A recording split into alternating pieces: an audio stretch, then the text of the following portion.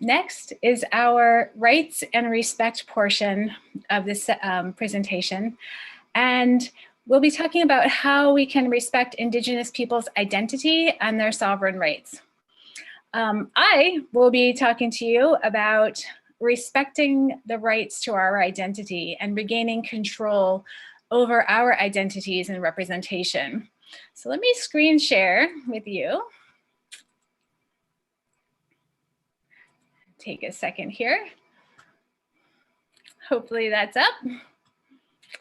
Okay, I am Iñupiaq-Athabascan of Alaska, and my native enrollment village is Kaktovik, which is a whaling village in Area 1002 of the Arctic National Wildlife Refuge on the Beaufort Sea. My Kaktovik family depends on hunting, fishing, and whaling for food, and twice a year, as witnessed by the pictures of the polar bears by my cousin Carla, there are more polar bears than humans, and right now is one of those times. The government did not force dispossession of our traditional villages since time immemorial, so we don't have reservations, rancherias, or reserves. Let's see. Hopefully I can, yeah, there we go. There's a picture of my aka. She's sitting in her sister's lap. She did not grow up in an igloo, but grew up in a clapboard house. And it was a 2-room house that 22 people lived in. On the top right is a picture of my grandmother, Egeak, and her sister Alak, who's my namesake. At the bottom left is my appa, my grandfather Johnny. He went to a Klutna residential Indian school. And at that school, they removed native languages and cultures from the children. He quit school at age 16 to become a bush pilot and later a commercial pilot.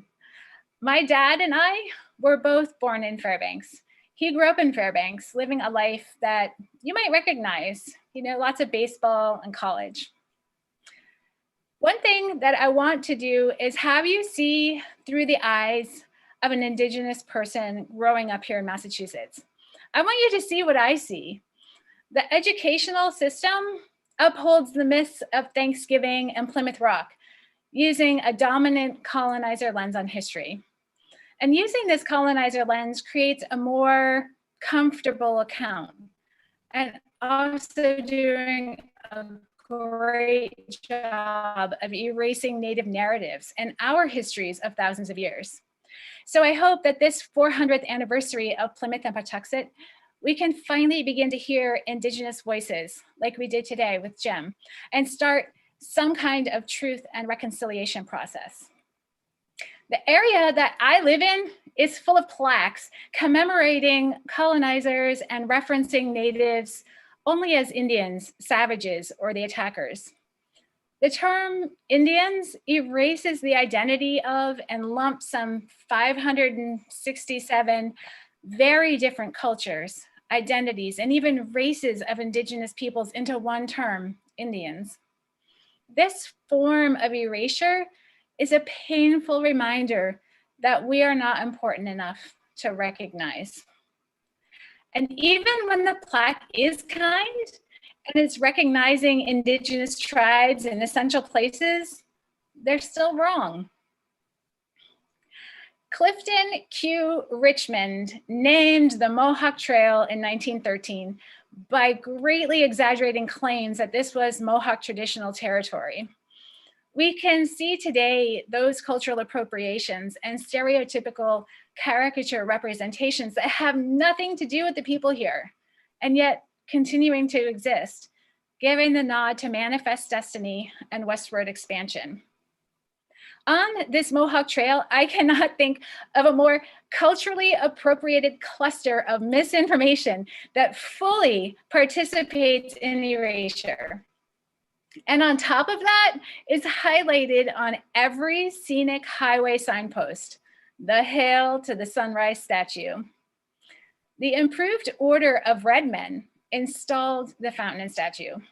The Improved Order was a group that only accepted white people and then gave them Indian names and belonged to clubs or orders that they then called by tribal names.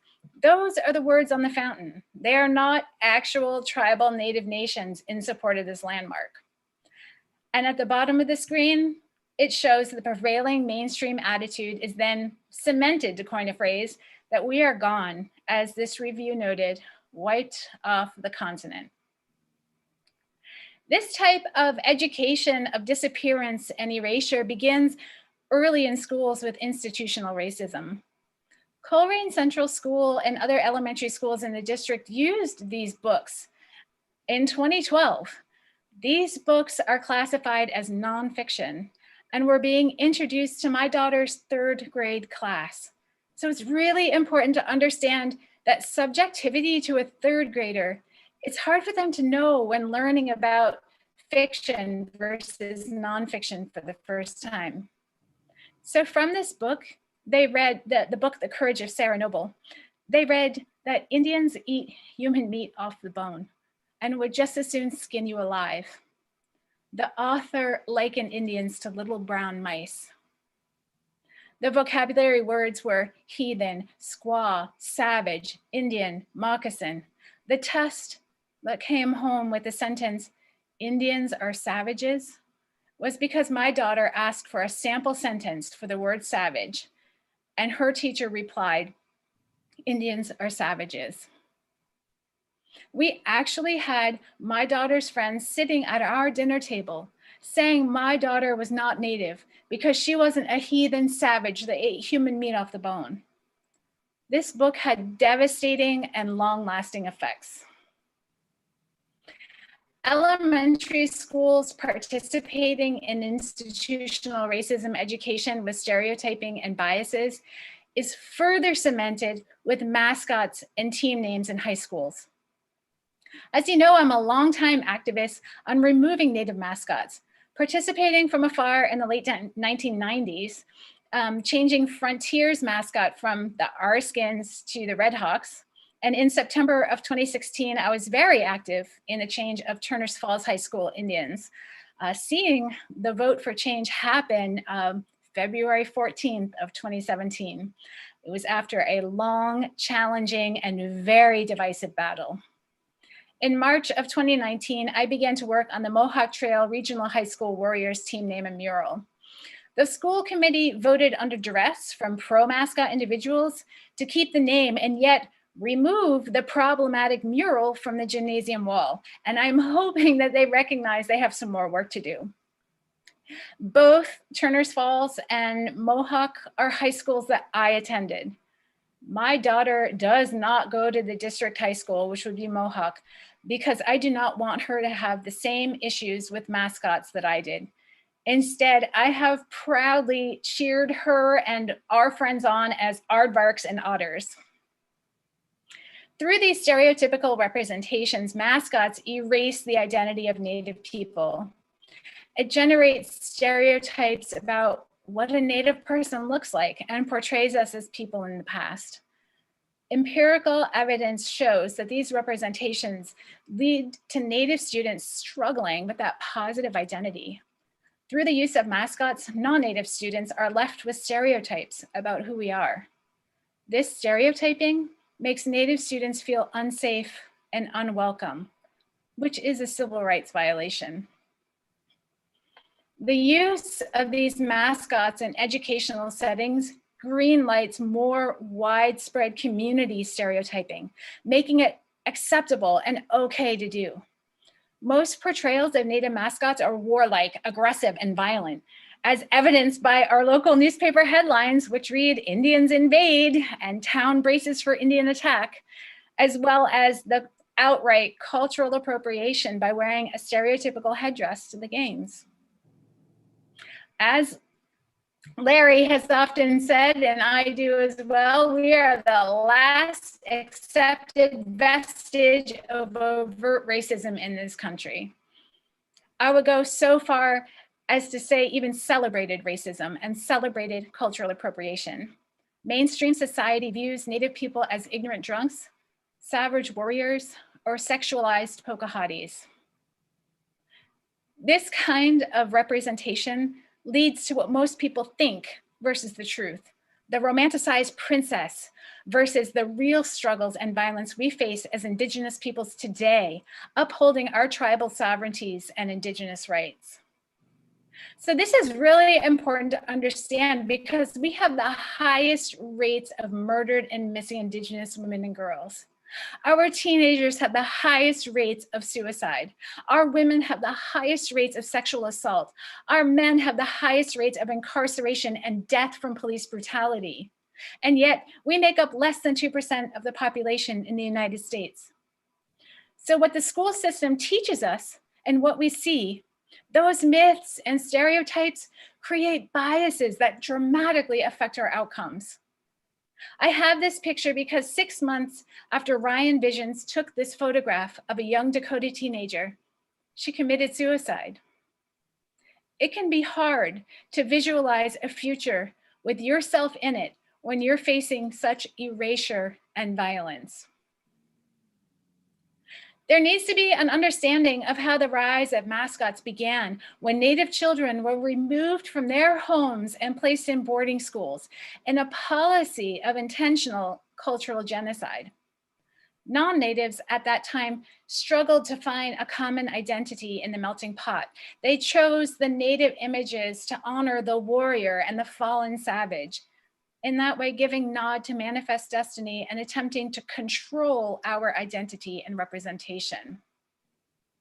We are the only race that is used for mascots, right alongside animals and chosen professions like cowboys and patriots, races that are not oppressed minorities such as Vikings, imaginary beings like leprechauns.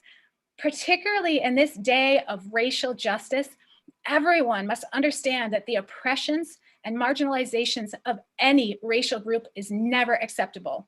And we should not overlook racism in our children's educational system via mascots. If you Google my name and mascots, I'm sure you're going to see this picture. I was not yelling, I was not angry, but this is how I'm perceived. As a Native woman, I have found it dangerous to be speaking up for change. And other Native activists that I know have been subject to verbal harassment and even death threats. Despite multiple statements from Massachusetts tribes and communities, it is challenging to have in-person representation at the school with Native mascots, as we are 0.6% of the population here in Massachusetts. The silver lining to COVID-19 is Zoom. And through Zoom, I have participated in countless school committee and community meetings regarding mascots, logos, and team names this summer going into fall. Even this week, I have 2.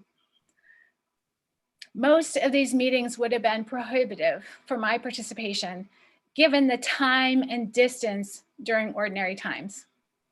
Gratefully, this summer saw mascot changes in Barnstable, Braintree, Grafton, Hanover, Medfield, Pittsfield, and Winchester schools. Given the intense burden and danger placed on the shoulders of an oppressed minority to attempt to make systemic changes locally, legislators must make changes on a state level rather than a town-by-town basis. Maine has passed legislation to ban Native mascots from our public schools, and Massachusetts should follow our neighbor's lead. So here's what we need from you. We need your support as allies and accomplices to support bill numbers S247, H443, and S2593, an act prohibiting the use of Native American mascots by public schools in the Commonwealth. We need you as constituents to call and email your senators and representatives and ask if they are willing to support this bill. When doing this, please advocate for the bill, add educational information and personal stories. Please share with your representatives and senators the informational panel that I presented and moderated this September 13th, a Native community conversation regarding mascots, imagery, and cultural appropriation. You can find this recording on HowlRound and okateo.org website. Please watch it for yourself as well. We need to emphasize the amount of Indigenous support for this bill. The National Congress of American Indian, which is the country's largest and most representative Native American advocacy group, has been fighting to end racist mascots since 1968. Currently, over 145 tribal, government, education, professional, civil rights, and religious organizations in the United States have recognized the negative health impacts of Native American mascots and called for the elimination of or restrictions on Native American mascots. In Massachusetts, this includes the Chappaquiddick tribe of Wampanoag Nation, Herring Pond Wampanoag tribe, Mashpee Wampanoag tribe, and the Massachusetts tribe of Punkapog and the Nipmuc Nation. Lastly, please check out massindigenousagenda.org, MAindigenousagenda.org. There you can find more information, ways to help, and action items. We cannot pass this without your help. We need you. We need your voice, and we need your solidarity to end this overlooked racial injustice against our Native community. So Tavra, Koyanak Nalag Nagivsi, thank you for listening.